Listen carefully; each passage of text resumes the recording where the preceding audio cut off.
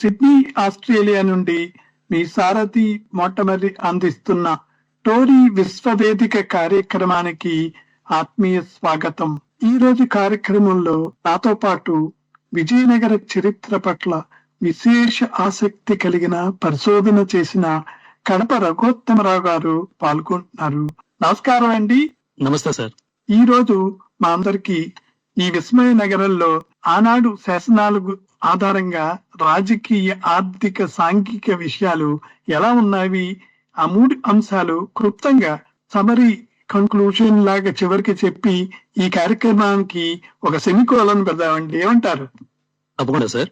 విజయనగర సామ్రాజ్య చరిత్ర నుండి మనం ఆ విజయనగర సామ్రాజ్య వైభవ ప్రాభవాల గురించి గత కొన్ని భాగాల్లో తెలుసుకున్నాం. మరియు ముఖ్యంగా గత భాగంలో హంపి నగర వైభవం గురించి తెలుసుకున్నాం. అయితే విజయనగర సామ్రాజ్య చరిత్రలో ఆ వైభవం ఒక్కటే ప్రధానమైన అంశం కాదు. వాళ్ళ పరిపాలన విధానం ఎలాగ ఉండింది, ప్రజల పట్ల పాలకుల దృక్పథం ఎలాగ ఉండింది, చాలా ఇంపార్టెంట్ అండి అది. కాబట్టి ఇక్కడే మనకు శ్రీశ్రీ తన దేశ చరిత్రల కవితలో లేవనెత్తిన అనేక ప్రశ్నలకు సమాధానాలు ఈ భాగంలోనే చెప్పే ప్రయత్నం చేస్తాను. ఏ దేశ చరిత్ర చూసినా ఏమున్నది గర్వకారణం అంటే కొన్ని గర్వకారణాలైనటువంటి ఉంటాయి. గర్వపడాల్సిన పని లేదు. గర్వాన్ని మన శాస్త్రం మంచి లక్షణంగా ఒప్పుకోలేదు. పురాణ ఇతిహాసాలు ఏవి కూడా గర్వాన్ని ఆత్మఘాతకమైన లక్షణంగా, అంటే మనిషిని నాశనం చేసే లక్షణంగా చూసే కాబట్టి గర్వకారణాలు అవసరం లేదు. మన పూర్వీకులు ఎలాగా బ్రతికారు, వాళ్ళు అలాగా ఉండడానికి ఏ అంశాలు కారణాలయ్యాయని వెతకడంలో తప్పులేదు. కాబట్టి ఆ వెతికే చిన్న శ్రమను ఒకదాన్ని పడదాం మనం. విజయనగర సామ్రాజ్య పునాది ధర్మం. ధర్మం అంటే ఏమిటి అంటే అది చాలా విస్తారమైన పదం. చూడడానికి 2 అక్షరాలు మాత్రమే ఉంటాయి. కానీ దాన్ని విస్తరిస్తూ మహానుభావులైనటువంటి త్రిమతాచార్యులు కానివ్వండి, ఇతర వ్యాఖ్యానకారులు పుటల కొద్దీ పుస్తకాలు రాశారు. కాబట్టి ఇప్పుడున్న తక్కువ సమయంలో ధర్మం అంటే ఏమిటని చెప్పడానికి కుదరదు. కాకపోతే ఒక చిన్న ఉదాహరణనిచ్చే ప్రయత్నం చేస్తాను. ధర్మం అంటే ఏమిటి అంటే అమ్మ సున్నుండలు చేసి ఒక డబ్బాలో వేసి వంటింట్లో పిల్లవాడికి అందకుండా ఎత్తులో పెడితే అందరూ పడుకున్నప్పుడు, లేకపోతే ఇంట్లో పెద్దవాళ్ళు లేనప్పుడు ఆ పిల్లవాడు వెళ్లి ఒక సున్నుండను తీసుకొచ్చి రహస్యంగా తినేస్తే అమ్మ ఆ తర్వాత లెక్క చూస్తే ఒకటి తక్కువ వస్తే, ఎరా అబ్బాయి నువ్వేమన్నా తీసుకున్నావా అంటే, అవునమ్మా నీకు చెప్పకుండా తీసుకున్నాను అని చెప్పడం ధర్మం. అలాగే చెప్పకపోవడం, నేను తీసుకోలేదు పిల్లి తినిందో ఇంకెవరు తిన్నావో లేకపోతే నువ్వే తిన్నావో అనడం దానికి వ్యతిరేకంగా ఉండే పదం అధర్మం అవుతుంది. చెప్పండి. సరళంగా చెప్పాలి అంటే ధర్మానికి ఇది ఒక నిర్వచనం కింద చెప్పుకోవచ్చు. ఇంక ఇక్కడి నుంచి తీసుకుని రాముడు వనవాసానికి వెళ్లడం, పాండవులు కూడా వనవాసానికి వెళ్లడం, రాముడి విషయంలో దశరథుడు చెప్పకపోయినా కైకేయి మాటకు కట్టుబడి రాముడు అడవికి వెళ్ళాడు. ధర్మరాజు ఇచ్చిన మాటకు ఎవరిని అడగకుండానే ఆ జూదంలో తన వాళ్ళందరినీ భార్యను కలిపి వడ్డీ ఆడడం, ఓడిపోవడం, దాని తాలూకు ఫలితాన్ని పంచపాండవులు, ద్రౌపది అంటే మిగిలిన పాండవులు, ద్రౌపది కూడా అనుభవించడం, ఇవన్నీ కూడా ధర్మంలోకి భాగమే. అంటే ఒక చిన్న అబ్బాయి సున్నుండ గురించి నిజం చెప్పడం నుంచి మొదలుకొని ఇతిహాసాలలోని పాత్రలన్నీ కూడా మనం ఊహించలేనటువంటి, మనం నిజంగా ఆచరించలేనటువంటి మహత్తరమైన చర్యలను చేసి చూపించడం, అవన్నీ కూడా ధర్మానికి నిర్వచనం అవుతాయి. ఇటువంటి అతి విస్తారమైన ధర్మమే విజయనగర సామ్రాజ్య పరిపాలనకు, విజయనగర సామ్రాజ్యంలోని పాలకులు, ప్రజల నడవడికకు పునాది. దీనిని మనం ఎలా తెలుసుకోగలం? శాసనాల ద్వారా తెలుసుకోగలం. ఒక 4 ఉదాహరణలు ఇచ్చి ముందుకు వెళతాను. విజయనగర సామ్రాజ్యపు ధార్మిక పరంపర, ధార్మిక మౌల్యాలను తెలుసుకోవాలి అంటే ఆ శాసనాలలోని అసలు విషయాల కంటే కూడా కొన్ని కొసరు విషయాలు తెలుసుకుంటే చాలు పాలకులు ఎలాంటి వారు అనేది మనకు అర్థమవుతుంది. ముఖ్యంగా విజయనగర సామ్రాజ్యపు భూదాన శాసనాలలో అంటే ఎవరికైనా ఒక గుడి గాని, ఒక వ్యక్తికి గాని, లేకపోతే ఒక సంఘానికి గాని వాళ్ళు భూములను కేటాయించినప్పుడు వాటిపైన ఎలాంటి పన్నులు వేయకుండా ఇచ్చినప్పుడు అలాంటి భూదాన శాసనాలలో క్రింది భాగంలో కొన్ని శ్లోకాలు మనకు మళ్లీ కనబడతాయి. ప్రతి శాసనంలోనూ అంటే భూదాన శాసనంలో ఈ శ్లోకాలు కనబడతాయి. దీని ద్వారా ఆనాటి విజయనగర పాలకులు ఏ విధంగా సమాజం వైపు, ప్రజల వైపు చూసేవారు అనేది మనకు తెలుస్తుంది. దాన పాలనయోర్ మధ్యే దానాత్ శ్రేయోను పాలనం, దానాత్ స్వర్గమవాప్నోతి పాలనాదచ్యుతం పదం. ఇది ఒక శ్లోకం. స్వదత్తా పుత్రికా ధాత్రి పితృదత్తా సహోదరి అన్యదత్తాచ మాతాచ దత్తాం భూమిం పరిత్యజేత్. ఇది 2వ శ్లోకం. ఏకైవ భగినీలోకే సర్వేషాం ఏవ భూభుజాం నభోజ్య నకరగ్రహ్య విప్రదత్తా వసుంధర లేదా విష్ణుదత్తా వసుంధర. ఇవి 3 శ్లోకాలండి. సరళంగా తెలుగు అర్థాలు చెప్పేస్తాను. దాన పాలనయోర్ మధ్య అన్న మొదటి శ్లోకానికి అర్థం ఏమిటి అంటే దానం చేసేది గొప్పనా లేకపోతే గతంలోనే ఒకరు చేసిన దానాన్ని అది కుంటుపడకుండా కొనసాగించడం గొప్పనా అన్న ప్రశ్న వేసుకుంటే, నేను దానం చేసేదానికంటే కూడా పరాయి వాళ్ళు చేసిన దానాన్ని హాని లేకుండా కొనసాగించడమే గొప్పది. ఎందుకంటే నేను చేసే వ్యక్తిగత దానం వల్ల నాకు స్వర్గం దొరుకుతుంది, కానీ ఇతరులు చేసిన దానాన్ని కొనసాగించినట్టయితే మోక్షమే సిద్ధిస్తుంది. ఇది విజయనగర పాలకులలో ఉన్నటువంటి ఒక ధర్మం నుంచి ఒక వంశం వచ్చిన ఈ ధర్మాన్ని ఫ్రేమ్వర్క్ లేదా మీరు ప్రిన్సిపల్ అనండి, ఒక రిటర్న్ కాన్స్టిట్యూషన్ అనుకోండి, అన్రిటర్న్ కాన్స్టిట్యూషన్ అనండి, అది దాన్ని వారు నిర్వర్తించారంటారు, అంతే కదా? అవునండి. అంటే మొదట వాళ్ళ ఫ్రేమ్వర్క్ గురించి చెప్పి ఏ ఏ అంశాలను వాళ్ళు చెప్పుకున్నారు శాసనాలలో, దాన్ని నిజంగా పాటించారా లేదా, అది ఇంకొకటి ఉదాహరణ. కాబట్టి ఉదాహరణలకు వచ్చినప్పుడు ఏ వంశం వాళ్ళు ఏం చేశారు, ఏం చెయ్యలేదు అనే దాన్ని కూడా ప్రస్తావిస్తాను. ఆ విధంగా నేను దానం చేయడం గొప్పనా, లేకపోతే ఇంకొకరు దానం చేసిన దాన్ని కొనసాగించడం గొప్పనా అంటే, ఇతరులు చేసిన దానానికే విలువనిచ్చారు విజయనగర పాలకులు. ఎక్కడ చూసినా తమ పేరే ఉండాలని వాళ్ళు కోరుకోలేదు. ఇక రెండవ శ్లోకానికి వస్తే, స్వదత్తా పుత్రికా ధాత్రి పితృదత్తా సహోదరి అన్య దత్తాచ మాతాచ దత్తాం భూమిం పరిత్యజేత్. ఈ రోజు నేను మహారాజుగా ఉన్నాను, నేను ఒక భూమిని దానం చేశాను, ఒక గుడికో, ఒక వ్యక్తికో, లేక ఒక సంఘానికో, ఒక గ్రూప్ ఆఫ్ పీపుల్ కో నేను దానం చేశాను భూమిని. నేను దానం చేసిన భూమి నాకేమవుతుంది అంటే కూతురు అవుతుంది. పితృదత్త సహోదరి, నా వంశీకులే, నా పూర్వీకులు, నా తండ్రి తాతను ఒక భూమిని దానం చేశారు, ఎందుకంటే వాళ్ళు మహారాజులుగా ఉన్నారు కాబట్టి. నా వంశీకులు దానం చేసిన భూమి నాకు సహోదరి అవుతుంది, నేను దానం చేసిన భూమి నాకు కూతురు అవుతుంది. అన్యదత్తాచ మాతాచ, నా వంశానికి ఎటువంటి సంబంధము లేనటువంటి ఎవరో పరాయి పాలకులు వాళ్ళ రాజ్యాన్ని ఈ రోజు నేను ఆక్రమించుకున్నాను యుద్ధం చేసి. ఆ పూర్వీకులు, ఆ రాజులు పూర్వం ఎప్పుడో కొన్ని భూభాగాలను తమ రాజ్యంలోని దానం చేశారు, ఆ భూములు నాకేమవుతాయి అంటే తల్లి వరస అవుతాయి. దత్తాం భూమిం పరిత్యజేత్. ఈ రోజు ఒక కొత్త రాజ్యాన్ని ఆక్రమించిన ఆక్రమణదారుడిగా నేను మొట్టమొదటిగా పాటించాల్సిన నీతి నియమం ఏమిటి అంటే, ఆ ఇతరులు దానం చేసిన భూమిని కబ్జా చేయకూడదు నేను. ఎందుకు? అది తల్లిని చెరబట్టినట్టుగా అవుతుంది. ఇది విజయనగర పాలకులు తూచా తప్పకుండా పాటించిన రెండవ ధర్మసూత్రం. ఇక మూడవది, ఏకైవ భగినీలోకే సర్వేషాం ఏవ భూభుజాం నభోజ్య నకరగ్రాహ్య విప్రదత్తా వసుంధర విష్ణుదత్తా వసుంధర. చిన్న మార్పులతో విప్ర విష్ణు అన్న పదాల తేడాతో ఇదే శ్లోకం మళ్ళీ కనబడుతుంది మనకి. ఏమిటి? రాజుకు భూపతి అని పేరు. ఈ భూమికంతా కూడా ఈ రాజే మొగుడు అన్నట్టుగా భూభుజ అని అంటారు. భూపతి, భూజాని, భూభుజ, భూమీష, భూమిపతి, భూపతి, ఇవన్నీ కూడా రాజుకున్న పర్యాయ పదాలు. పతి అంటే ఏమిటి? మొగుడు అనే అర్థం కాదు, యజమాని అని అర్థం. సమస్తమైన భూమికి, రాజ్యంలో ఉన్న సమస్తమైన భూమికి యజమాని ఎవరు? నిజమైన యజమాని అంటే ఆ రాజ్యాన్ని పాలించే రాజే. అంటే ఏమిటి? యజమాని కాబట్టి ఆ భూమిపైన సర్వ హక్కులు రాజువే. కానీ రాజుకు కూడా హక్కులు లేనటువంటి ఒక భూభాగం ఉంది అంటుంది ధర్మశాస్త్రం. అది ఏమిటి అంటే, బ్రాహ్మణులకు గాని దేవుడికి గాని ఇచ్చినటువంటి భూమి రాజుకు చెందనటువంటి భూమి. ఆ భూమి అంటే విప్రదత్త లేదా విష్ణుదత్త. ఈ భూమి ఏమవుతుంది రా అంటే భగిని, తోడబుట్టినది అవుతుంది. గత శ్లోకంలో పితృదత్తా సహోదరి, తండ్రి తాతలు మొదలైనటువంటి పూర్వ పరిపాలకులు ఇచ్చిన భూమి సోదరి అవుతుంది. ఇక్కడ ఈ మూడో శ్లోకంలో బ్రాహ్మణులకు గాని లేదా దేవుళ్లకు గాని వ్రాసి ఇచ్చిన భూమి అది రాజుకు తోడబుట్టినది అవుతుంది. కాబట్టి నా భోజ్య, దానిని భోగించకు, నా కరగ్రాహ్య, బలవంతంగా లాక్కోకు అని చెబుతుంది ధర్మశాస్త్రం. ఇవన్నీ కూడా రకరకాలైనటువంటి ధర్మశాస్త్రాలలో ఉన్నటువంటి ధర్మవాక్యాలు. వీటిల్ని తమ ప్రతిజ్ఞలుగా తీసుకొని విజయనగర పాలకులు వీటిల్ని తూచా తప్పకుండా పాటించారు. ఈ శ్లోకాలను గనక మనం చూసామంటే మిగతా అన్ని విషయాలలో కూడా విజయనగర చక్రవర్తుల వ్యవహార శైలిని మనం అర్థం చేసుకోవచ్చు.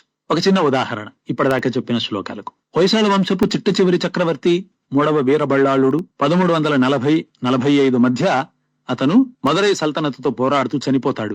ఈ మూడవ వీరబళ్ళాళుడు అంటే 14వ శతాబ్దపు తొలి భాగం. ఇతను అధికారంలో ఉన్నప్పుడు పద్మనాభ తీర్థ అనే కర్ణాటక ప్రాంతానికి, ఈ పద్మనాభ తీర్థ అనే సన్యాసి జన్మభూమి గోదావరి తీరం. వారు కాకతీయుల కాలంలో మంత్రిగా పనిచేశారు అని వారి జీవిత చరిత్ర చెబుతుంది. ఆ తర్వాత సన్యాసం స్వీకరించారు. ఆయన కర్ణాటక వైపుకి వచ్చి స్థిరపడ్డారు. వేలూరులో స్థిరపడ్డారు. వేలూరు హొయసడుల రాజధానిగా ఉండింది. అక్కడ 13వ శతాబ్దంలో 1274వ సంవత్సరంలో ఉన్నటువంటి ఈ పద్మనాభ తీర్థ అనే సన్యాసికి రెండవ వీరబళ్ళాళుడి కాలం నాడు కొంత భూమిని దానం చేశారు ఆయన మఠానికి. దానిని మూడవ వీరబళ్ళాళుడు కొనసాగించాడు. అంటే ఆ సన్యాసి తర్వాత వచ్చిన ఆయన శిష్య పరంపరకు మూడవ వీరబళ్ళాళుడు కొనసాగించాడు. తర్వాతి కాలంలో హొయసళ వంశం అంతరించడం, విజయనగరంలోని మొట్టమొదటి రాజవంశమైన సంగమ వంశం పైకి రావడం జరిగింది. అలా జరిగినప్పుడు 1398వ సంవత్సరంలో మొదటి బుక్కరాయలు అదే బేలూరు మఠానికి గతంలో వస్తూ ఉండిన ఈ భూమిపైన ఆదాయం కొన్ని కారణాంతరాల వల్ల నిలిచిపోయింది అని తెలుసుకుని ఆ భూమిపైన హక్కును మళ్లీ మఠానికి ధారదత్తం చేశాడు. అంటే 1274వ సంవత్సరానికి చెందిన హొయసల శాసనాన్ని చూసి 1398లో మొదటి బుక్కరాయలు ఆ మఠానికి చెందిన భూమి చేజారిపోతే మళ్లీ ఆ మఠానికి ఇప్పించాడు. అంటే దాదాపు 120 సంవత్సరాల తర్వాత. ఆ తర్వాత రెండవ హరిహర రాయలు 1400 సంవత్సరపు ఆరంభంలో ఇదే మఠానికి చెందిన అదే భూమి మళ్లీ పరాక్రాంతమైతే మళ్లీ దానిని ఆ మఠానికి ఇప్పించడం జరిగింది. అంటే మొదటి శాసనానికి, హొయసల శాసనానికి, ఈ మఠానికి తర్వాత ఆ మఠం అస్తిత్వంలో లేకుండా పోయింది కారణాంతరాల వల్ల. నా పరిశోధన ప్రకారం ఆ మఠం ఇప్పుడు బెంగళూరుకు దగ్గరలో ఉన్న ముళబాగలకు వచ్చి చేరింది అన్నది నా పరిశోధన. కొంతమంది చరిత్రకారులు, కర్ణాటక చరిత్రకారులు ఒప్పుకున్నారు, కొంతమంది ఒప్పుకోలేదు. నేను పెద్ద పరిశోధకుడిని కాని కాబట్టి నా నా నా శోధనలో తప్పులు ఉండవచ్చు. ఇప్పుడు ముళబాగులలో అదే బేలూరు మఠానికి పద్మనాభ తీర్థ అన్న వారికి చెందిన మఠం ప్రస్తుతం ముళబాగలని మూడలబాగిలు అనే కన్నడలో పేరు, పూర్వ కవాటపురి అనే సంస్కృతం పేరు. విజయనగరం నుంచి వస్తున్నటువంటి తిరుమల వైపుకు వస్తున్నటువంటి యాత్రికులకు తూర్పు వాకిలిగా ఉన్న ఊరు కాబట్టి దానికి మూడలబాగిలు, పూర్వ కవాటపురి, తూర్పు వాకిలి ఊరు అని అచ్చతెనుగులో చెప్పుకోవచ్చు. అది ఆ ఊరి పేరు. అంటే తిరుమలకు విజయనగరానికి మధ్యలో ఉన్నటువంటి ప్రవేశ ద్వారం లాంటిది ఆ ఊరు. బేలూరు కూలిపోయిన తర్వాత అక్కడి నుంచి ఈ మఠం ఇక్కడికి వచ్చింది అన్నది నా ఊహ. దానికి ఆధారాలు ఇచ్చాను. కొంతమంది ఒప్పుకున్నారు, కొంతమంది ఒప్పుకోలేదు. అంటే ఈ విధంగా పరంపరానుగతంగా ఎప్పుడో హొయసళ వీరబళ్ళాళుడు ఇచ్చినటువంటి దానాన్ని 120 సంవత్సరాల తర్వాత కొనసాగించాల్సిన అవసరం ఒకటవ బుక్కరాయలకు లేదు. అతను కొనసాగించకపోయినా ఎవరు ఏమి అనేవారు కాదు, కానీ కొనసాగించాడు. అదేవిధంగా రెండవ సాళవ వంశానికి వస్తే, సాళవ వంశ స్థాపకుడైనటువంటి సాళవ నరసింహరాయలు అతను వేయించిన సీతిబెట్ట శాసనం, ఇది కోలారు జిల్లాలో వస్తుంది. వీరభద్రస్వామి ఆలయం ఉంది అక్కడ, చాలా ప్రాచీనమైన ఆలయం. ఈ వీరభద్రస్వామికి మొట్టమొదటిగా భూదాన శాసనాన్ని ఇచ్చింది చోళ వంశానికి చెందిన మూడవ రాజేంద్ర చోళుడు. అంటే 12వ శతాబ్దం, అంటే 1100 చిల్లర ఆ ప్రాంతంలో ఈ వీరభద్రస్వామి ఆలయానికి మూడవ రాజేంద్ర చోళుడు భూదానాన్ని చేశాడు. ఆ భూమి మళ్లీ అన్యాక్రాంతమయ్యింది. దానిని సాళవ నరసింహరాయలు అధికారంలోకి వచ్చినప్పుడు, అంటే 300 సంవత్సరాల తరువాత, ఆ ఆలయ పూజారి ధైర్యం కూడగట్టుకుని హంపి నగరానికి వెళ్లి, అయ్యా మా ఆలయంలో ఒక శాసనం ఉంది, అది రాజేంద్ర చోళుడు వేయించింది, దాని ప్రకారం ఫలానా భూమి ఈ ఆలయానికి రావాల్సి ఉండింది, ఒకప్పుడు మహావైభవంతో వెలిగిన ఈ వీరభద్రస్వామి ఆలయం అని ఈ పూజారి అక్కడికి వెళ్లి మొరబెట్టుకుంటే తన అధికారిని పంపించి సాళవ నరసింహరాయలు ఇతను చెప్పిన విషయాలు నిజమా కాదా అంటే, అక్కడ రాజేంద్ర చోళుడి శాసనం ఇప్పటికీ ఉంది, బండరాయి పైన చెక్కింది, గ్రంథాలిపిలో ఉన్న శాసనం ఇప్పటికీ ఉంది. ఆ శాసనాన్ని చూసి అధికారి ఈ పూజారి చెబుతున్నది నిజమనగానే అదే ఊరిలో ఉన్నటువంటి కొందరు దౌర్జన్యకారులు ఆ భూమిని అక్రమంగా ఆక్రమించుకుని ఉంటే చెప్పిన మాట వినకుండా ఉండడంతో ఈ దండాధికారి సైన్యాన్ని తీసుకొచ్చి వాళ్లను తరిమి ఆ భూమిని మళ్లీ ఈ వీరభద్రస్వామి గుడికి ధారాదత్తం చేయించాడు అన్న విషయాన్ని సీతబెట్ట శాసనం మనకి చెబుతుంది. సాళవ నరసింహరాయలది. అక్కడితో ఆగలేదు సాళవ నరసింహరాయలు. దానికి ఒక అన్నసత్రం కట్టించాడు ఆ వీరభద్రస్వామి ఆలయానికి. రోజు ఒక 25 మంది యాత్రికులకు అక్కడ భోజనం పెట్టాలని ఏర్పాటు చేశాడు. అంటే ఎప్పుడో 12వ శతాబ్దంలో రాజేంద్ర చోళుడు ఇచ్చిన శాసనాన్ని చూసి దాని ద్వారా ప్రేరితుడై ఇక్కడ యాత్రికులు వస్తూ ఉంటారు, వాళ్లకు అన్నదానం జరగాలనే ఉద్దేశంతో, అది రాజేంద్ర చోళుడు ఇవ్వకపోయినా కూడా భూమిని ఇప్పించి తర్వాత తను అన్నదాన సత్రాన్ని కట్టించి ఆ అన్నదాన సత్రం నడవడం కోసం ప్రత్యేకంగా మళ్లీ ఇంకొక విడిగా భూదానాన్ని చేశాడు సాళవ నరసింహరాయలు. బాగుందండి, చక్కటి విషయాన్ని చెప్పారు. విజయనగరాన్ని పరిపాలించిన ఏ వంశమైనా వారు ఆ అంతకు ముందు అనువంశికంగా వారు చేసినవి గాని, వారు ముందు చేసినవి గాని, దానాలు గాని ఏవైనా వాటిని పరిరక్షించారు. వాటికి ఎవరికైతే ఆ హక్కులు ఉన్నాయో ఆ హక్కులు వారు తిరిగి పొందటానికి అవసరమైతే దండన చేసి దాన్ని పునరుద్ధరించారని చెప్పారు. చాలా చక్కగా ఉందండి. మరి మనం సాంఘిక ఆర్థిక విషయాలు ఎలా ఉన్నాయి, ఎలాంటి దాంట్లో ఉదాహరణ ఏమైనా చెప్పగలరా? ఆర్థిక వ్యవస్థ ఎలా అంటే పన్నులు లాంటివి ఎలా వసూలు చేసేవారు, దానికి ఒక ప్రణాళిక అంటూ ఉందా? అంటే మనకి చాణక్యుడు దాంట్లో కనపడుతూ ఉంటుంది. 1/6 కన్నా ఎక్కువ పన్ను వేయకూడదు వ్యాపారస్తులు అని ఒక నియమం ఉంది. అలాగే విదేశాల నుంచి దిగుమతి చేసుకుంటే దానికి ఇంత పన్ను వేయాలి అనేది ఉంది. ఆ విషయంలో ఎలా ఉందంటారు విజయనగరం? విజయనగర కాలంలో పన్నులు ఎక్కువగా ఉండేదండి, అందులో అనుమానం లేదు. ఎందుకంటే నిరంతర యుద్ధాలు కాబట్టి మొదట బహమనీలతోనూ, ఆ తర్వాత 5 దక్కన్ సల్తనత్తులతోనూ నిరంతర యుద్ధాలు, గజపతులతో యుద్ధాలు, ఉమ్మత్తూరు అంటే ఆంతరంగికమైన తిరుగుబాట్లు, ఈ విధంగా బొక్కాసం ఎప్పుడు కూడా ఖాళీ అవుతూ ఉండేది. దానిని నింపాల్సిందే, నింపకపోతే రాజ్యం నిలవదు. కాబట్టి ప్రజలపైన పన్నులు అనేది ఉండేది. విచిత్రమైన పన్నులు కూడా తాత్కాలికంగా వచ్చిపడేవి. మీసాలపై పన్నులు ఉండేది, పెళ్లిళ్లపై పన్నులు ఉండేవి, పప్పు ఉప్పులపైన పన్నులతో పాటుగా ఇవన్నీ కూడా ఉండేవి. చివరకు నేలటూరు వెంకటరమణయ్య గారు చెబుతారు, the studies in third dynasty of Vijayanagara అనే దాంట్లో, ఈ దక్కన్ సల్తనలతో యుద్ధాలు చేస్తూ సంధి నిగ్రహాలను సాధిస్తూ ఆ అళియ రామరాయలు బొక్కసం ఖాళీ అయినప్పుడు ఏం చేశాడంటే తిరుమలకు వెళ్లే యాత్రికులపైన కూడా యాత్రా పన్ను వేశాడు కొద్ది కాలం పాటు అన్నది. ఈ తిరుమల శ్రీనివాసుడు ఎవరు? ఆరవీటి వంశానికి కులదైవం. తన కులదైవం వైపుకు యాత్రకు వెళుతున్నటువంటి యాత్రికులపైన కూడా తాత్కాలికంగా రామరాయలు పన్ను వేశాడు అని నేలటూరు వెంకటరమణయ్య గారు చెబుతారు. ఆ విధంగా విచిత్రమైన పన్నులు, కాకపోతే అవన్నీ తాత్కాలికాలు, just to mitigate that particular dire situation అని అనుకోవచ్చు. కానీ శాశ్వతంగా కొన్ని పన్నులు ఉండేవి. వ్యవసాయ ఉత్పత్తులు అంటే ఇప్పుడు ఒక రైతు సేద్యం చేసుకుని పండించే పంట మీద ఎటువంటి పన్ను ఉండేదనే వివరాలు ఏమన్నా ఉన్నాయండి? ఉన్నాయండి. అవి చెప్పాలంటే చాలా సమయం పడుతుంది. అంటే తడి నేల, పొడి నేల అని 2 రకాలుగా విడదీసి వీటన్నిటికీ కూడా ప్రత్యేకంగా పన్నులు ఉండేవి. పుల్లరి అని చెప్పి, ఇది కాకతీయుల కంటే వెనకల కాలం నుంచి ఉన్నటువంటి పన్ను పుల్లరి అంటారు. పశువుల కాపరులు 6 బయళ్లలో పశువులను మేపించుకోవాలి అంటే వాళ్ళు పన్ను కట్టాలి. దానికి పుల్లరి అని పేరు. ఈ వ్యవస్థ బానే ఉంది, పన్ను ఉంది. ఈ పన్ను వసూల్లో దౌర్జన్యం గాని, ఒకవేళ ప్రజలు కట్టలేని పరిస్థితుల్లో ఉన్నప్పుడు వారిని ఏ విధంగా చూసుకుండేవారు? ఒక రోజు ఓ సంవత్సరం పంట ఉండకపోవచ్చు, లేకపోతే ఇంకొకసారి ఉండవచ్చు. అలాంటి సమయాల్లో కనుక రాజు ఏ విధంగా వ్యవహరించారు అనేది వారి సహృదయతను తెలియజేస్తుంది కదా. అలాంటి శాసనాలు బోలుడు ఉన్నాయి సార్ మనకు. ఇప్పుడు 1532లో అచ్యుతదేవరాయలు చక్రవర్తిగా అయినప్పుడు ఒక ఊరుంది కవితాళ అనేసి. కౌతాళం అంటారు ఇప్పుడు. అది కవితాళ సీమ, అది ఒక సీమ. ఆ సీమ ఆళే గారు అతను ఏం చేశాడంటే విపరీతమైన పన్నులు వేశాడు తన సొంతంగా. వేసినప్పుడు అక్కడ వాళ్ళని కాదు, అంటే ఆ ఊరి గుడి పూజారి, పురోహితుడు, వీళ్ళందరి నుంచి మొదలుకొని వెట్టివారి వరకు కూడా అందరూ కూడా ఊరిని పాడుబట్టేసి అడవుల్లోకి వెళ్ళిపోయారు. ఈ విషయం అచ్యుతదేవరాయల చిన్న బావమరిది ప్లస్ మహామాండలీకుడు అయిన చిన్న తిరుమల రాజుకు వెళ్ళింది. అప్పుడు అతను ఆదోని నుంచి పరిపాలన చేస్తూ ఉంటాడు. ఆ ఆదోనికి దగ్గరగానే ఉంటుంది ఈ కవితాళం అనేది. అతని దగ్గరికి వచ్చినప్పుడు అతను వెంటనే తన ప్రతినిధిని ఈ కవితాళ సీమకు పంపిస్తాడు. అతను వెళితే ఆ ఊరు మొత్తం ఖాళీగా అంటే సీమనే ఖాళీ. అంటే ఒక 70-80 గ్రామాలు పాడుపెట్టేశారు, జనాలు పారిపోయారు అక్కడి నుంచి. అప్పుడు వాళ్ళు ఎక్కడ ఉన్నారో పట్టుకోమని చెబితే కొండల మధ్యలో గుట్టల మధ్య వాళ్ళు అడవుల్లో కొట్టలు వేసుకుని అక్కడ ఉన్నారని కనిపెడతాడు ఈ ప్రతినిధి.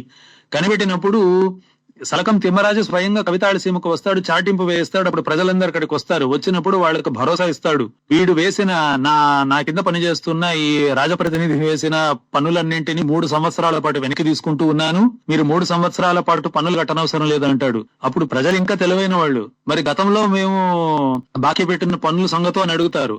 అవి కూడా మీరు కట్టాల్సిన పని లేదంటారు. ఇవన్నీ ఆ శాసనంలోనే వస్తాయి. చేతి వృత్తుల వాళ్లకు ప్రత్యేకమైన ఏర్పాట్లను చేశాడు. అంటే కమ్మరి, కుమ్మరి, మేదరి వృత్తుల వాళ్ళందరికీ కూడా ప్రత్యేకమైన పన్ను మినహాయింపులు ఇచ్చాడు. ఎందుకంటే ఈ 12 ఆయగాండ్రు లేకపోతే, అంటే 12 మంది వృత్తులకు సంబంధించిన వాళ్ళు లేకపోతే ఊరు నడవదు. ఈ విధంగా అలాగే మరుసటి సంవత్సరం 1533లో కనగానపల్లె అనే చోట రాయలసీమలోని మళ్ళీ ఇదే విధంగా ముఖ్యంగా ఈ చేతు వృత్తుల వారిపైన, కుల వృత్తుల వారిపైన విపరీతమైన పన్నులు ప్రాంత రాజప్రతినిధి వేసినప్పుడు స్వయంగా అచ్యుతదేవరాయలే జోక్యం కల్పించుకుని తన ప్రతినిధిని పంపించి ఆ పన్నులన్నింటినీ కొన్ని సంవత్సరాల పాటు మాఫీ చేయించి ఆ ఊర్లను నింపి మళ్లీ జనాలను వెనక్కి రప్పించి చేశాడు అనేది. ఇదే అంశం మనకు కృష్ణరాయల కాలంలో కనపడుతుంది. 1512 ఆ ప్రాంతంలో మైసూరు దగ్గర ఉన్న ఉమ్మత్తూరు అనే చిన్న రాజ్యం వాళ్ళు తిరుగుబాటు చేసినప్పుడు కొత్త చక్రవర్తి పైన కృష్ణరాయలు వాళ్ళపైన దండయాత్రకు వెళ్ళినప్పుడు శివన సముద్రాన్ని, మైసూరుకు దగ్గరలో ఉన్న ఆ శివన సముద్రం దగ్గర ఇతను బిడారం వేసినప్పుడు పెనుగొండ ప్రాంతపు ప్రజలు తమ ఫిర్యాదును పంపించారు కృష్ణరాయలకు. మా వైపు పన్నులు ఎక్కువైపోయాయి, కరువు కాటకాలు వచ్చాయి, మేము పన్నులు కట్టలేకపోతున్నాము వ్యవసాయ ఉత్పత్తులపైన అని. ఆ యుద్ధ సమయంలో ఉంటూ సైన్యాన్ని నడిపిస్తున్నటువంటి కృష్ణరాయలు అక్కడి నుంచి తన ప్రతినిధిని పంపించి, మీ విన్నపాన్ని తీసుకున్నాను, మీకు 2-3 ఏళ్ల పాటు పన్నులు లేకుండా చేస్తున్నాను, మీరు బాకీ కూడా కట్టాల్సిన పని లేదు, మీరు స్వంతంగా ఇప్పుడు వ్యవసాయం చేసుకోండి, డబ్బులు కట్టాల్సిన పని లేదు ప్రభుత్వ ఖజానాకు అని చెప్పడంతో పాటుగా ఈ ప్రతినిధి చేత పంటలు బాగా పండాలి, ప్రజలంతా సుఖంగా ఉండాలి అనే ఉద్దేశంతో పెనుగొండలో బ్రాహ్మణుల చేత 1,00,000 యాగం చెయ్యమని చెబుతాడు అని శాసనంలో ఉంది. ఇంకొక 2 అంశాల గురించి మనం క్లుప్తంగా మాట్లాడుకుందాం. విజయనగర రాజులు సాధారణంగా మనం వింటూ శైవ మతాన్ని, ఆ తర్వాత కృష్ణరాయలు వచ్చే సమయానికి వైష్ణవ మతాన్ని పాటించారంటారు. వారి సామ్రాజ్యంలో ముస్లింలు ఉన్నారు, అలాగే జైనులు, బుద్ధులు కూడా ఉన్నారు. వీరందరి మధ్య సయోధ్యని సాధించే పరిపాలించారంటారా? ఖచ్చితంగా సార్. దీనికి మొట్టమొదటిగా పునాది వేసింది మొదటి బుక్కరాయలు 1368వ సంవత్సరానికి చెందిన శ్రావణ బెళగొళ శాసనంలో అక్కడ ఉన్నటువంటి జైనులకు, శ్రీ వైష్ణవులకు మధ్య, అంటే రామానుజ మతీయులకు మధ్య పెద్ద గొడవ వచ్చింది. ఆ గొడవ చెయ్యి చేసుకుని ఒకరి గొంతులు ఒకరు కోసుకునేంత వరకు కూడా వెళ్ళింది అని శాసనం చెబుతుంది. అప్పుడు బుక్కరాయలు హంపీలో ఒక పెద్ద సమావేశాన్ని ఏర్పాటు చేసి నానా రకాలైనటువంటి జైన బసోదల నుంచి జైన ఆచార్యులను రప్పించి, అదే విధంగా 7 మహాపుణ్యక్షేత్రాలు, తిరుమల, కంచి, మేల్కోటే, శ్రీరంగం, ఇలాగా శ్రీ వైష్ణవులకు చెందిన 7 ప్రసిద్ధ పుణ్యక్షేత్రాల నుంచి 7 ప్రతినిధుల్ని, శ్రీ వైష్ణవ ప్రతినిధుల్ని పిలిపించుకుని హంపీలో సభని ఏర్పాటు చేసి సంధానం చేసి, మీరు ఈ విధంగా ఒకరికొకరు దాడి చేసుకోకూడదు అని చెబుతూ, మనమందరం సహోదరులమని చెబుతూ, జైన ఆచార్యుల చేతిలో వైష్ణవ ఆచార్యుల చేతులను కలిపి పెట్టి, తాను వాళ్లతో చేతులు కలిపి, ఇక నుంచి మనం అందరం ఒక్కటే, మార్గాలు వేరైనా కూడా మనం చేరదలుచుకున్న మోక్షం ఒక్కటే అని బుక్కరాయలు చెప్పాడు ఆ సభలో. ఆ విధంగా ఆ కాలం నుంచి ఇద్దరికి సయోధ్య చేశాడు. బాగుందండి. ఇంకొక విషయం చెప్పండి. ఈ పరస్పర మత విషయాల్లోకి వచ్చినప్పుడు ఒకరి గుళ్ళపై మరొకరు దాడి చేసుకుంటున్నట్ట, అలాంటివి ఏమన్నా ఉన్నాయండి? అస్సలు లేవండి. శైవ, వైష్ణవ, శాక్తేయ ఈ వివిధమైనటువంటి మతీయ వర్గాల మధ్య వాద వివాదాలు జరిగేవి. పరస్పర ఖండన గ్రంథాలు రాసుకునేవారు. ఆ ఖండనల్ని రాజులు, మాండలికులు వింటూ కూర్చునేవాళ్ళు అని మనకు తంజావూరు నాయకుల శాసనాలు మనకు చెబుతాయి, రాగిరేకు శాసనాలు. ఆ విధంగా అద్వైత, విశిష్టాద్వైత, ద్వైత మతాల మధ్య, అదే విధంగా శక్తి విశిష్టాద్వైతం, జైన, బౌద్ధ, కృష్ణరాయలకే సంబంధించినటువంటి నీలావార శాసనంలో మనకు స్పష్టంగా తెలుస్తుంది. కృష్ణదేవరాయలు రామానుజ మతాన్ని మొదట అనుసరించి తర్వాత మధ్వాచార్యులు స్థాపించిన ద్వైత మతాన్ని తన చివరి రోజులలో, చివరి 6 సంవత్సరాల కాలంలో ఆ ద్వైత మతానికి చెందిన వ్యాసతీర్థుల వారిని తన కులదైవంగాను కులగురువుగాను భావించే శాసనాలు వేయించాడు. ఆ విధంగా వైష్ణవ మతానికి మొగ్గు చూపినప్పటికీ కూడా జైన ఆచారులతో కూడా ధార్మిక చర్చలు చేసేవాడు కృష్ణరాయలు అనేటటువంటి విషయాన్ని మనకు కృష్ణరాయల నీలావార శాసనం చెబుతుంది. బాగుందండి. ఇది కూడా చక్కటి అంశాన్ని తెలియచేశారు. ఇప్పుడు కృష్ణరాయలు గాని, అంతకు ముందు రాజులు గాని మరొక రాజ్యంపై దండయాత్ర చేసినప్పుడు ఎక్కడైనా వారి కోటలు, వారి సామ్రాజ్యాన్ని అల్లకల్లోలం చేసినట్టుగా వారి సామ్రాజ్యం అంటే పర సామ్రాజ్యాన్ని హస్తగతం చేసుకునే ప్రయత్నాల్లో ఎప్పుడైనా సామాన్యుల మీద ఒత్తిడి తెచ్చినట్టుగా ఎక్కడైనా ఉన్నాయండి? ఇలాంటి విషయాలు మనకు శాసనాల్లో నేరుగా కనబడదు సార్, కనబడదు. ఈ ఇతర రచనలపైన ఆధారపడాల్సి వస్తుంది. అలా చూసినప్పుడు రాయవాచకము అంటే దాదాపు 17వ శతాబ్దంలో వచ్చినటువంటి రాయవాచకము అనే వచన గ్రంథంలో మనకు కొన్ని వివరాలు దొరుకుతాయి. కృష్ణరాయలు బిజాపూరు, అహ్మద్ నగరు, బీదరు ఈ 3 సల్తనలు కలిసికట్టుగా కృష్ణా నది తీరంలో బిడారం వేశారని తెలుసుకుని తానే స్వయంగా సైన్యాన్ని నడుపుకొని వాళ్లకు ఎదురుదాడి చేసినప్పుడు దానికి ముందు పూర్వరంగంగా ఎలా చేశాడు అంటే చెంచులు, బోయలు వీళ్లను పిలిపించి వీళ్లకు తాంబూలాలు ఇచ్చి, ఈ గడి ప్రాంతం అంటారు, అంటే సరిహద్దు ప్రాంతాలు, విజయనగరానికి బీదరు, బిజాపూరు, అహ్మద్ నగరు ఈ 3 ముస్లిం రాజ్యాలకు మధ్య ఉన్నటువంటి సరిహద్దు ప్రాంతాలలో, ఆ గడి ప్రాంతాలలో అల్లకల్లోలను సృష్టించి అక్కడ ఉన్న జనాలను తరిమివేయమని చెబుతాడు. ఎందుకంటే సైన్యాలు అక్కడ వచ్చి పరస్పరం యుద్ధం చేసుకుంటే సామాన్యులు బలి అవుతారు. సైన్యం అంటే కొల్లాటరల్ డ్యామేజ్ అంటారు కదా, అట్లాగా. అందుకని బోయలు చెంచులను ముందస్తుగా పంపించి ఈ గ్రామస్తులను భయభ్రాంతులు చేసి వాళ్ళు గ్రామాలను వదిలిపోయేటట్టుగా చేయించాడు కృష్ణరాయలు అని రాయవాచకం చెబుతుంది. ప్రాణ నష్టం లేదు, వాళ్ళు ఇల్లు పోయేటట్టుగా చేశారు. ఈ ఆవులను మేకలను వెంట పోనివ్వకుండా ఈ బోయలు చెంచులు నిర్బంధించేవాళ్ళు. ఎందుకంటే మరి సైన్యం వస్తే ఆహారం కావాలి కదా, పాలు కావాలి, అందరు మాంసం తింటారు కాబట్టి మాంసం కావాలి. కాబట్టి లైవ్ స్టాక్ ఏదైతే ఉందో వాటిని వదిలిపెట్టేసి వాళ్ళు డబ్బు, దశకం, బట్టలు గిట్టలు అన్ని తీసుకుని ఊర్లు వదిలిపెట్టి వాళ్ళు దూరంగా ఎక్కడికైనా వెళ్లిపోయేటట్టుగా బోయలు చెంచులు చేయించాడు. ఇది అనవసరమైన ప్రాణ నష్టాన్ని నివారించే చర్యలో భాగంగా కృష్ణరాయలు తీసుకున్న ఒక చర్య అని రాయవాచకం చెబుతుంది. అవతల వైపు నుంచి మాత్రం అలా ఉండేది కాదు. వాళ్ళు ఊర్ల పైన పడి, అంటే విజయనగరం సరిహద్దు లోపల ఉండే ఊర్ల పైన పడి అక్కడ ఊచకోత కోసేవాళ్ళు. ఎందుకంటే బహమనీ సల్తన్ అంటే కృష్ణరాయలకు పూర్వం సంగమ వంశం ఉండేటప్పుడు బహమనీ సల్తన్లు ఒక నిర్ణయం తీసుకున్నారు. ఏమిటి అంటే ప్రతి సంవత్సరం 50,000 కాఫిర్లను మేము చంపాలి అని. అది వాళ్ళ పుస్తకాల్లోనే వస్తాయి మనకి. ఫెరిష్తా వంటి రచయితలు వీటన్నిటిని నమోదు చేశారు. కాబట్టి వాళ్ళ దృష్టిలో అది జిహాద్. కాబట్టి ఆ విధంగా అవతల వైపు నుంచి సామాన్య జనాల ప్రాణ నష్టం అనేది మనకు తెలిసి వస్తుంది. కానీ రాయవాచకము మొదలైనటువంటి వాటిని బట్టి చూస్తే గనక కృష్ణరాయలు ముందు జాగ్రత్త చర్యగా ఊర్లను ఖాళీ చేయించి బెదిరించో మంచి మాటలతోనూ ఆ తర్వాత తన సైన్యాన్ని తీసుకెళ్లి శత్రువుల పైన పడేవాడు అనేది మనకు తెలిసి వస్తుంది అనమాట. ఇంకొక అంశం అంటే సాంఘిక అంశాలు ఎలా ఉండే అంటే ప్రజల్లో కళలు గాని వాటిని ప్రోత్సహిస్తూ ఉన్న అంశాలు ఎలా ఉన్నాయి? పండుగలు జరుపుకుంటూ కానీ వారికి సహకారం అందించటం గాని, అలా గ్రామ దేవతలు ఉండొచ్చు, వారికి ఆచారాలు ఉండొచ్చు, వాటిని పాటించుకుంటానికని సాంఘికంగా వారికి ఏ విధంగా చేయూతిస్తూ ఉండేవారు విజయనగర రాజులు? విజయనగర కాలంలో ఏ ఆలయమైనా సరే, అది వైదిక మతానికి చెందిన ఆలయమైనా, జైన బసది అయినా, బౌద్ధుల విహారాలైనా, గ్రామ దేవతల లాంటి వారు లేకపోతే కొండ జాతి వాళ్ళు గిరిజనులు పూజించుకునేటటువంటి దేవతలైనా సరే సంపూర్ణమైన స్వేచ్ఛ ఉండేది. ఎందుకంటే ఏ ఆలయం కూడా ప్రభుత్వ అధీనంలో పనిచేసేది కాదు. అవన్నీ కూడా ప్రజల చేతుల్లోనే ఉండేది. ఒక విచిత్రమైన శాసనం వస్తుంది. కర్ణాటకలో హొస్పేట తాలూకాలో అనంతాపురం అని ఒక గ్రామంలో 1547 అంటే సదాశివరాయల కాలం నాటి శాసనం. ఆవినమడు అని ఒక ఊరు, ఆ ఊరులో ఒక ప్రాచీన శివాలయం ఉండేది. అది 1547 నాటికి కూలిపోయింది. అప్పుడు ఆ ఊరులో ఉన్న వ్యక్తులందరూ, డబ్బున్న వాళ్ళు, సామాన్య ప్రజలు అందరూ కూడా చందాలు వేసుకుని ఆ గుడిని పునర్నిర్మించి లోపల భగ్నమైపోయిన శివలింగాన్ని కొత్తగా స్థాపించుకున్నారు. ఇదంతా అయిన తర్వాత గుడి నిర్మాణం అంతా పూర్తయి ఇంకేమిటి మళ్ళీ పునరారంభం కావాలి అనేటప్పుడు తిమ్మదాసరి అని ఒక వ్యక్తి అక్కడికి వచ్చాడు. అక్కడికి వచ్చి ఆ స్వామి పేరు మల్లికార్జున స్వామి. ఈ స్వామికి మొట్టమొదటిగా ఆలయం కట్టించింది మా నాన్న కాబట్టి ఈ గుడిపైన హక్కు నాది అన్నాడు.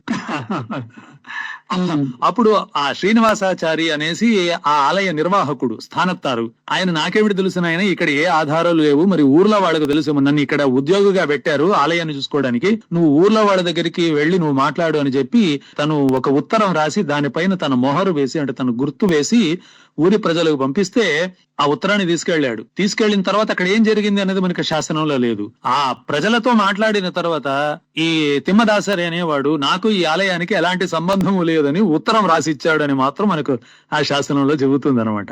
అంటే ఇలాంటి ఆశ్చర్యకరమైన విషయాలు మనకు తెలుస్తాయి. కానీ ప్రభుత్వ ఆధీనంలో ఉన్న ఆలయాలు గాని, ప్రభుత్వం ఎవరి ఆచారాలనైనా అదే పనిగా పనిగట్టుకుని నిర్బంధించినట్టుగా గాని మనకి ఏ సాక్ష్యాధారాలు లేవు. అంటే సాంఘికంగా ప్రజలు తమ జీవనాన్ని జరుపుకుంటానికి ప్రభుత్వం తన వంతు సహకారం అందించేవాడు అంటారు, అంతే కదా?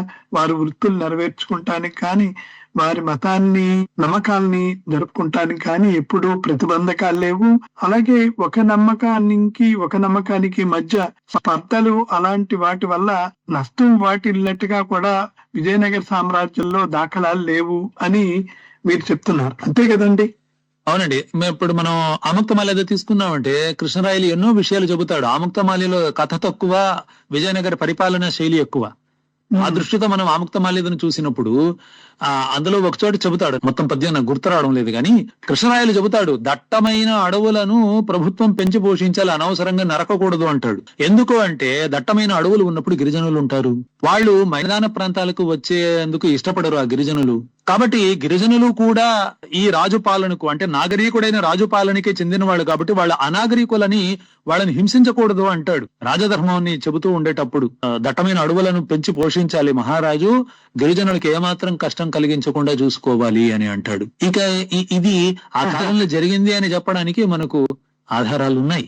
ఇది ఒక మంచి విషయం అండి. ఇప్పుడు ప్రస్తుతం మనం ఏంటంటే అభివృద్ధి పేరుతోటి ఇప్పుడు భారతదేశం అవ్వచ్చు, మిగతా చోట్ల అవ్వచ్చు, ప్రతి ప్రదేశంలో వారు ఇక్కడ ఉండవచ్చు, నేను అక్కడ ఉండటానికి నాకు అవకాశం లేదా, ఇది అంతా ఒకటే.